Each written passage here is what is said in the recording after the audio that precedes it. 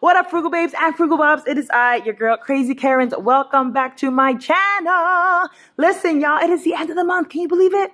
October 31st. That's right, the end of the month. Where is the year going? It's like super quick, almost gone, but I'm not gone. I'm here, you're there, and you're going to keep watching me because today's video is going to be a recap of a few things and a little bit of a potpourri because I'm going to stick in another topic toward the end of the video. So keep watching.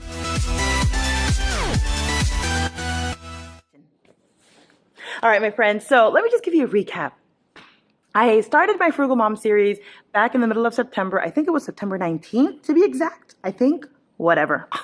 I started it, and like I mentioned in that first video, I in no way, shape, or form am a financial professional. That is not me. I am a simple mother of two, a wife, okay, a teacher, a lover of all things Jesus. I'm just a regular old cute person, okay? I'm cute. I really am. Even with my gray hairs. Do you see this? Do you see this? Marsha? So I'm not giving you any type of like professional financial advice. All I'm doing is sharing my experiences. So with that said, I shared with you my why.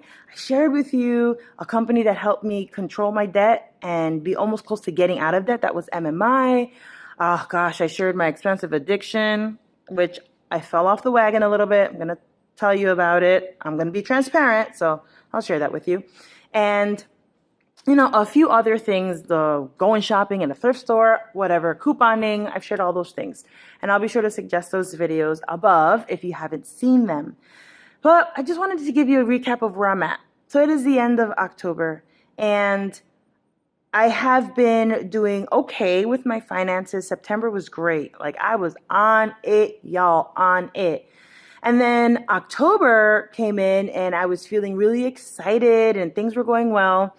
And I paid some bills off and I was like, I'm going to start living off of the 80-20. Okay, and I'm going to talk to you about that in a few minutes. That's going to be the other topic that I'm going to share in this video. And I found myself falling into a little bit of a slump because I was running out of money. And I was like waiting for payday, which today's payday. Praise him, somebody. Won't he do it? Won't he do it? Thank you, direct deposit. So I am an emotional eater, and I found myself last week and maybe and this week. So the past 2 weeks, visiting fast food a little bit more than I should have. Maybe 4 or 5 times. I've been to Wendy's and I've been to Dunkin' Donuts. Because when I fall off the wagon, y'all, I'll be falling hard, like head first. So I'm not happy about that. But instead of staying in that emotional, valley, I'm coming out and I'm back on my grind because I need to be true to myself, true to this channel, and true to my family overall because my debt does not help my family. It hurts them. So I gotta get it together, okay? So, that's kind of like my recap. I did go to a wedding toward the end of October, which if you watch my vlogs on Saturday mornings, this Saturday morning, the first Saturday of November, you're going to see the highlights of that wedding. You see my outfit because, y'all, I was cute. Really. I was cute. So tune in on Saturday for that vlog. But I spent a little bit of money getting ready for that wedding. I got a new shirt. It was only like $8. I did some other things that were a little expensive. Then, of course, you set aside the gift, and we gave them a nice gift because y'all can't be going to a wedding, okay, with like $10. Stop it, please stop it. Or going to a wedding and only giving $50. I'm sorry, no. I'm sorry, no. For those of us that have had weddings, and I haven't even had like I did not have a huge wedding. I had 2 small weddings, which I'll be vlogging on them very, very soon. But if you didn't know, I eloped in Las Vegas. And then when I came back from Las Vegas, we had a small, quaint wedding for our family members here in New Jersey. And though it was small, y'all, it's still expensive. Okay? It still costs money. So if you're the type of person that you go into weddings giving $50, to the congratulations bride and groom on your union, just keep the $50 and don't go. Okay? We gave them, excuse me, my nose be itching. Ooh, Jesus Christ, help me. So we gave them a decent, amount of money. And then, of course, we stayed in a hotel. So we paid for the hotel room overnight. And that all adds up. And, I got a little uncomfortable because I'm like, oh my God, we're like spending so much money like in one weekend. It is what it is. Okay. We're okay. We didn't break the bank, but we have to recover, a lot of the money that we spent. So it is what it is. So now on to the other topic that I said I was going to share. 80-20. And you're like, what is 80-20? 80-20 is when you live with 80% of your salary and you give away 20% of your salary. Yes, I said it. Give away 20, live with 80. You're like, are you crazy? No. Well, technically I am. I'm Krazykerins. But no, not crazy with a C. I am not crazy. My entire life, I have been raised to tithe. That is to give 10% of my earnings to the church and to live off of 90%. Some people don't agree with that and they get their panties in a bunch over it. I don't care. That is you. As per me, as per my paycheck, as per anything that hits my hand, I will give 10% back to God. And God don't need my money. Because God is rich. He owns the universe, okay? It's like the biggest investment he's ever made. He owns the universe. But I do believe that it is a mandate that has been shared in the Bible, the book of Malachi. And I do believe that when I give my tithe, I'm helping to further the kingdom. And you're like, what's she talking about? Uh-oh, she gonna get all Christian on me.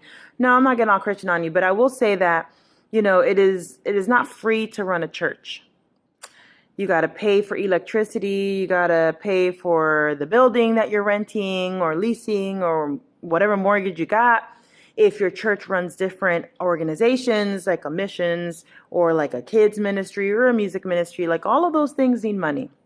Or if your church, like my church, has a few people on staff, you got to pay for those salaries. So I don't care how my church takes my tithe and allocates it. I don't care. I just give it. Does my church steal my money? No, they don't.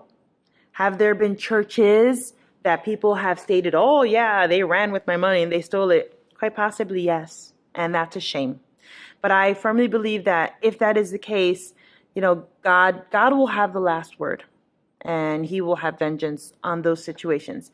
But like I said before, as for me, I have been born tithing and I will die tithing. But I want to up it up, y'all. Now I'm not saying I'm going to give 20% to the church. I'm going to continue giving the church 10%. But now I'm going to tithe to myself because I'm not a good saver. So I give 10% to my church. I put 10% in a savings for myself. And then I budget and live off of 80%. Now, for the past 2.5 years, y'all, I've only been earning like 60% of my salary because I had back-to-back pregnancies and I was on maternity leave for like a long time. Okay. So I've been living on a tight budget. So I think that an 80-20 isn't going to be too bad. But I got a little excited at the beginning of October and I started my 80-20 plan and I set aside money in my savings. It's so nice to look at my savings and to see 3 digits, hopefully 4 digits very, very soon. And it felt good, but I still have a little bit of overhead in terms of, a credit card that I'm paying extra on and another bill like my student loans are kicking in again. So I didn't take those things into account and I found myself running out of money toward the middle of October. And I found myself putting gas on credit, doing my laundry on credit, and getting a few other little things on credit. And that, y'all, it made me sick to my stomach. It put me in such an emotional slump, such an emotional valley that I reverted to eating fast food, which is spending more money and then pooping it out and throwing it in, the sewer. Okay, that's just backwards.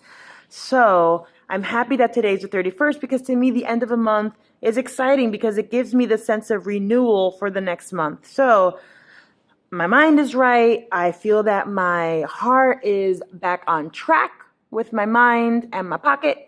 and I am not going to do the things that I did last week and spend money that I should not be spending. So I'm going to be better at budgeting my paycheck that I have received today. So how exciting, it's payday.